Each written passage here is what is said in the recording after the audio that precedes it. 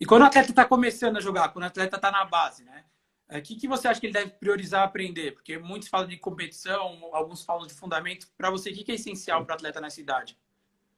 Olha, vou ser bem honesto com você. Para mim, é importante competir, sim, mas principalmente é importante o jogador aprender a lógica do jogo, aprender os conceitos do jogo, aprender técnica, aprender fundamentos, coisas que vão alicerçar a carreira dele lá na frente, né? Não adianta nada ele ser um jogador muito competitivo, que compete e sabe competir pra caramba, só que chega lá na frente, quando afunilar as coisas, ele não tem ferramenta, não tem a técnica apurada e acaba ficando para trás.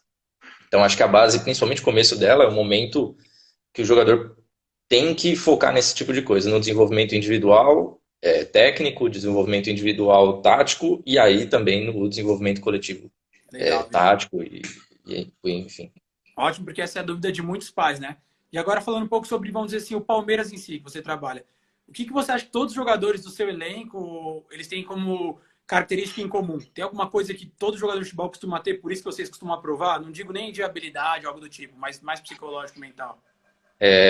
Cara, é um negócio que é engraçado, né? Quando a gente começa a trabalhar com futebol de alto rendimento, a gente percebe que, e não só futebol, né? Qualquer esporte de alto rendimento, o atleta, o jogador, ele precisa mais do que tudo ter resiliência, né? Que a gente fala. Que é o cara que não desiste, o cara que vai atrás, o cara que busca, o cara que não se conforma em não conseguir determinada coisa e vai atrás e tenta, de algum jeito, dar a solução dele para aquele problema.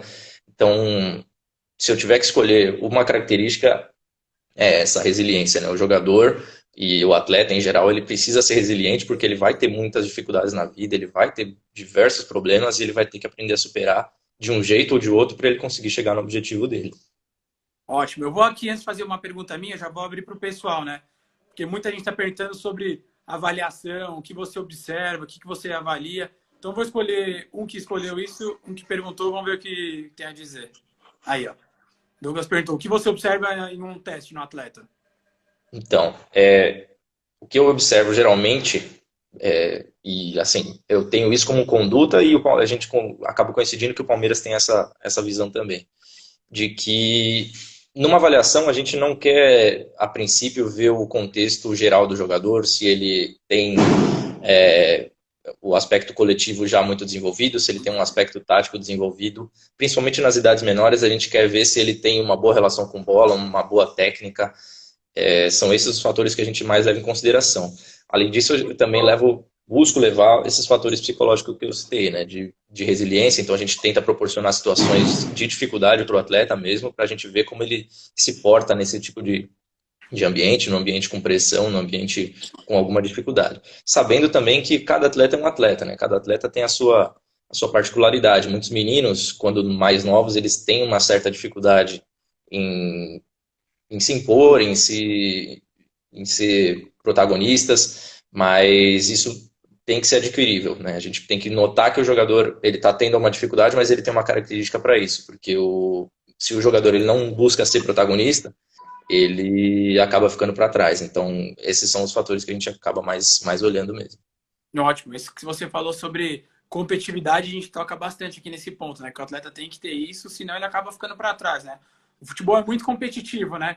E entrando um pouco nesse assunto, eu queria até te perguntar: o Palmeiras é hoje uma das melhores bases do Brasil, com certeza, a gente nem tem o que discutir, e a competitividade cada vez aumenta cada ano que passa.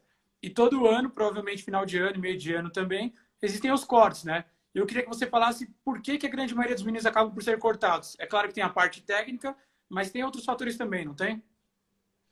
Tem outros fatores. Lá no Palmeiras a gente leva muito em consideração a projeção que a gente vê do atleta, tá? E aí não é uma decisão unilateral, não é o treinador acha isso, então vamos tomar a decisão, não. É uma decisão colegiada, né? Uma decisão tomada em conjunto com coordenação técnica, coordenação geral, outros treinadores, para a gente tomar uma decisão que tenda a ser a menos errada possível, né? A gente sabe que a gente não vai acertar 100% das vezes, mas a ideia é minimizar o erro.